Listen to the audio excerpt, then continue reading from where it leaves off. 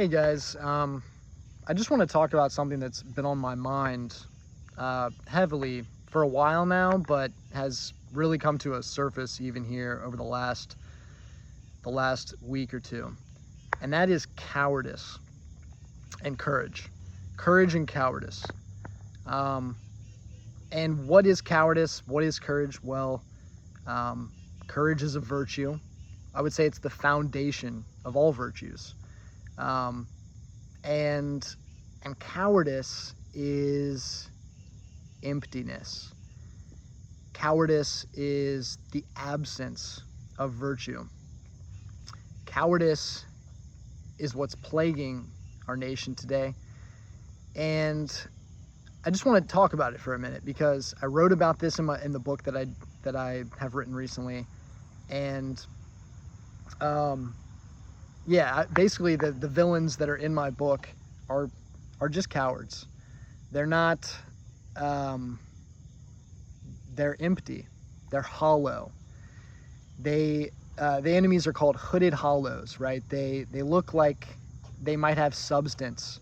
They're wearing these hoods, these robes that give them a menacing and intimidating presence, but they're empty. They're hollow. And that's what cowardice is.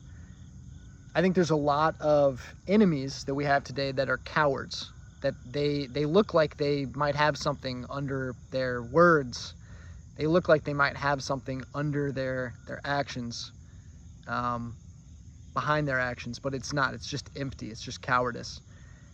And I would say even some of our friends are cowards today. They just say empty things that really mean nothing. They may even say true things that you could say, yeah, that's true, that's technically true, but it's empty. And my encouragement is to us as people who live in America 2025 is to stop being cowards, to take a stance. I think of Teddy Roosevelt's famous speech, The Man in the Arena, right? Where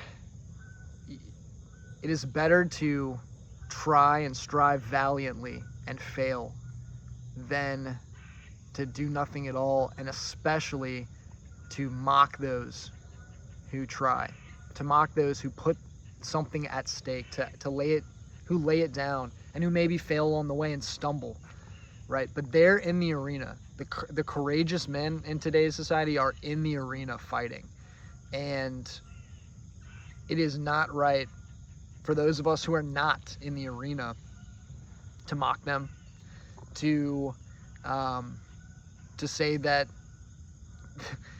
to criticize. We really shouldn't be able to say much about them if you're not in the arena with them. So just be thinking about that, especially with the events that are going on the past couple weeks. Charlie Kirk's assassination at the forefront of that. I mean, say what you want about Charlie Kirk. You cannot say he wasn't in the arena. That man was in the arena, fighting. That man was fighting to protect the values of us all. And if we're just going to sit back and criticize a man like that, especially in the wake of his assassination, we're wrong. We're wrong.